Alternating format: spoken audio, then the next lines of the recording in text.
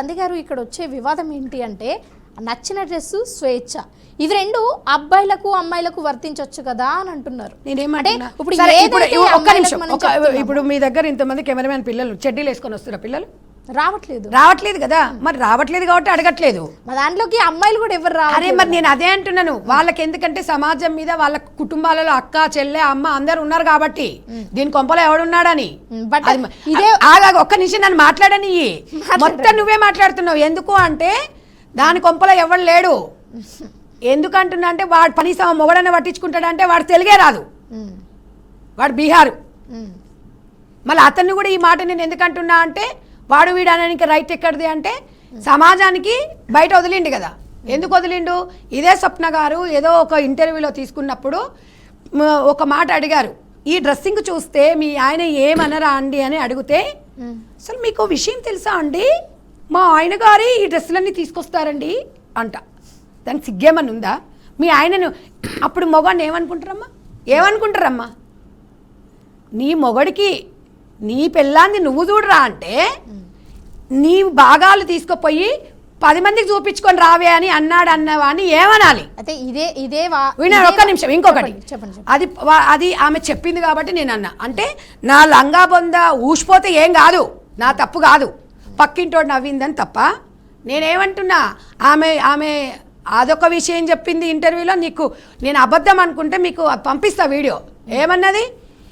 నేను ఇలాగే ఉంటానండి, నేను నగ్నంగా ఉంటాను, చూసేవాడికి ఏం కావద్దు, వాడు అలాగే ఉండాలి. వాడు అలాగే ఉంటే మొగడు ఎందుకు అవుతాడు? ఎందుకుంటాడే? ఎందుకు అవుతాడు? నీకు చూపించుకున్నప్పుడు నువ్వు ఒక అక్కగా భావించి నన్ను చెల్లెగా భావించంటే నువ్వు ఎంత రైట్తో చెప్తున్నావో వాడు నిన్ను డార్లింగ్ అనుకుంటాడు, గర్ల్ ఫ్రెండ్ అనుకుంటాడు, భార్య అనుకుంటాడు, ఇంకోటి అనుకుంటాడు, దీని అమ్మా అని అనుకుంటాడు, ఇంకేమని అనుకుంటాడు. నువ్వు చెప్పేదానికి నువ్వెవరు? నాకు అది చెప్పు. నీ రైట్ నీకున్నప్పుడు మొగోడికి ఎందుకు రైట్ ఉండదు? ఒక్క నిమిషం, నువ్వు మొగోడికి అన్ని రైట్ ఇచ్చినప్పుడు, నీ తనువుని బయట చూపిస్తున్నప్పుడు, నీవు ఇవన్నీ చూపిస్తున్నప్పుడు వాడిని అనే అవకాశం నీకు ఎక్కడుంది?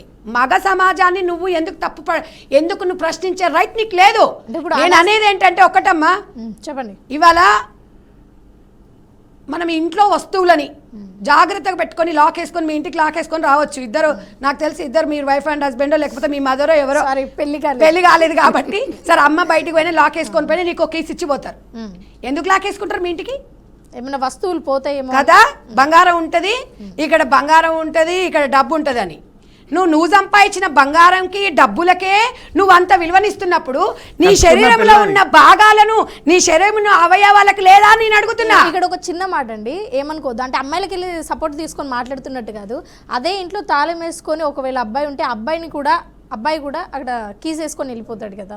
ఏం కీస్ వేసుకెళ్ళిపోతాడు? తాళం అతను కూడా వేసుకొని వెళ్ళిపోతాడు. తాళం గురించి చెప్తలేనమ్మా, తాళం నేను అదే చెప్తున్నా, భద్రత వాళ్ళకి వీళ్ళకి ఇద్దరికి. ఒకటి చెప్పనా అమ్మా, ఒక నిమిషం, మగవాడు వక్రబుద్ధి, అది మన అందరికి తెలిసే. మగవాడు గురించి మనకు తెలిసే మనం భూదేవి అని మనకు ఎందుకు ఇచ్చిరు బిరుదు? మనకు భూదేగంత సహనం ఉంది కాబట్టి అంటాడు. మగవాడి బుద్ధి అదే ఉంటుంది. నేను అనేది ఏంటంటే నింగలం ఎర్రగా ఉందని పోయి ముద్దు పెడితే నీ మూటి కాలుతుంది. నేను అనేది ఏంటంటే మీరు మాట్లాడేటప్పుడు మనం చేసేటప్పుడు మనకన్నీ కొన్ని ఉంటాయి. మనకి వాష్రూమ్ టాయిలెట్ వచ్చింది అనుకో, మనం ఆడవాళ్ళం పోయి బజార్లో పోయలేము. మగోడు పక్కన బండి ఆపి పోసొస్తాడు. నేను పచ్చిగా నీకు సమాధానం చెప్తున్నా. ఇక నన్ను ఎవరన్నా ఏమని అనుకోని.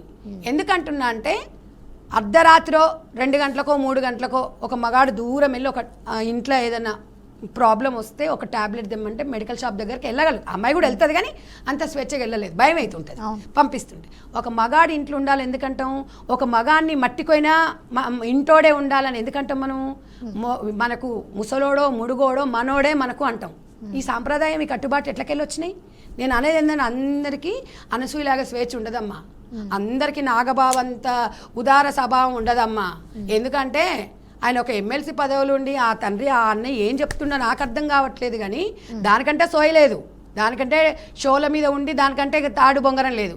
వీళ్ళు ఒక మెగా ఫ్యామిలీ, వీళ్ళు ఒక బాధ్యత గల వ్యక్తులు. అతి స్వేచ్ఛ గురించి మాట్లాడండి. మీరు చెప్పే ప్రతి పదాన్ని నేను 100% నేను నేను రెస్పెక్ట్ చేస్తా.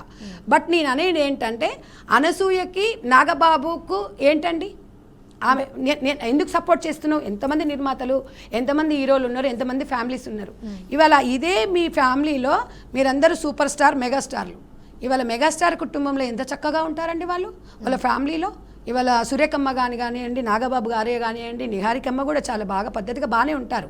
కానీ ఆమె దురదృష్టం వల్ల జరిగిందని కొంతమంది అనుకుంటే, తండ్రి తప్పుదాల వల్లనే, తండ్రి అతిస్వేచ్ఛ ఇవ్వడం వల్లనే అనేది కూడా ఒక మాట ఫేమ్లోకి వస్తుంది. ఇప్పుడు మేము అనట్లేదు ఆ మాట. ఎందుకు అనట్లేదంటే, నువ్వు అతిస్వేచ్ఛ ఇచ్చావు కాబట్టి 12-1 గంటల వరకు పబ్లోకి పోయింది. నువ్వు ఆ మాట కూడా నన్ను అడుగుతావు, ఏం మేడం, ఏం అక్క, ఏం మేడం పబ్బుకి మేము వెళ్ళకూడదా అంటావు. నువ్వు పబ్బు వెళ్ళమ్మా, ఎవడొద్దన్నాడు, టైం ఉంటుంది.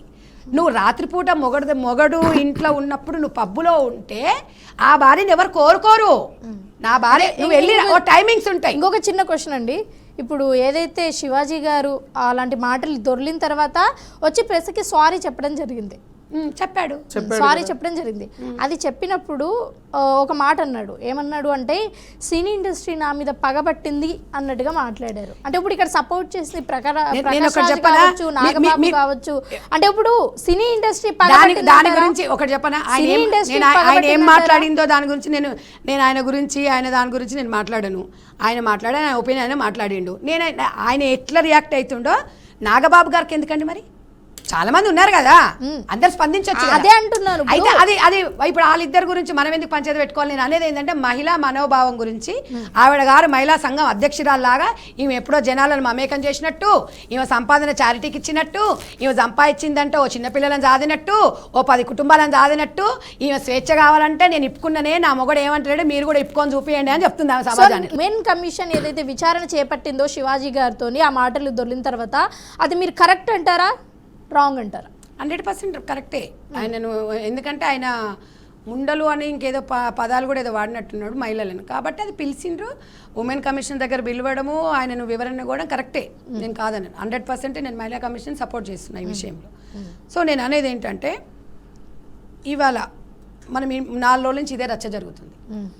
మీ దాంట్లో ఇది నెట్ ఆన్ కావట్లేదు, ఒక వీడియో చూపిద్దామంటే పారాసైట్ అని చెప్పేసి ఇవాళ వీళ్ళందరూ అని చెప్పేసి ఒక వీడియో రిలీజ్ చేసింది. పారాసైట్ అంటే ఏంటమ్మా, ఎవరు ఆమె? ఇప్పుడు పారాసైట్ అంటే ఏంటి చెప్పు తెలుగులో? పరాన్నజీవులు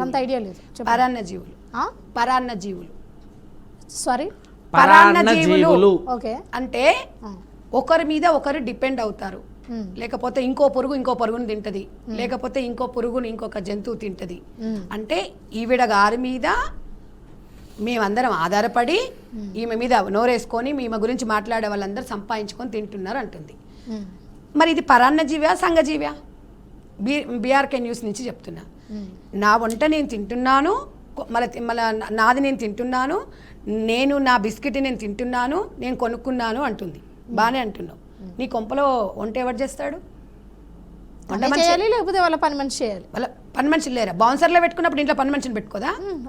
ఉంటారు కదా. మరి పరాన్నజీవి అంటే నువ్వు కూడా పనుల మీద ఆధారపడ్డావు కదా, నిన్నేమనాలి? నువ్వేమైనా మాకు జీతం ఇస్తున్నావా? నువ్వు ఇష్టం వచ్చినట్టు మాట్లాడి నా మీద మీరు, నేను ఎప్పుడైనా స్పందిస్తాను, నేను అవసరం వచ్చినప్పుడు స్పందిస్తాను.